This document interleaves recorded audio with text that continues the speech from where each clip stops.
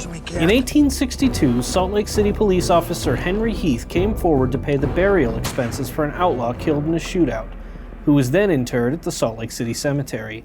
When the family of the man stepped forward a week later to claim the body, the entire town was shocked to find the outlaw completely naked in his coffin, robbed of all of his clothing.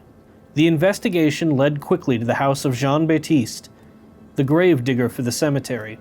In Baptiste's home, police found nearly 60 pairs of children's and adult shoes, clothing, and personal belongings, robbed from as many as 300 graves.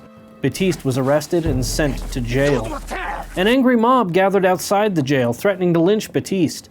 Brigham Young had to assure the crowd that their loved ones would rise up in the resurrection in their proper burial clothes, whether they remained intact or had been robbed. At the same time, the police did their best to fix the problem by taking all the stolen clothes found in Baptiste's home and buried them in their own grave at the cemetery. Grave robbing was not a capital offense, and the police knew they'd have to let Baptiste go sooner or later, and since the public was so enraged by his crimes, they decided that banishing him would be the best course of action. They tattooed on his forehead the words, "For robbing the dead," and he was taken in exile to Fremont Island on the Great Salt Lake. After 3 weeks of his banishment, cattle ranchers visited the island to check on their animals, to find that one of their cows had been killed and wood had been torn from the ranch house located on the island.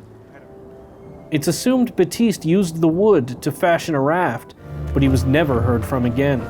Whether he drowned in the Great Salt Lake or made a new life somewhere, the world may never know, leaving us one of Salt Lake City's greatest unsolved mysteries.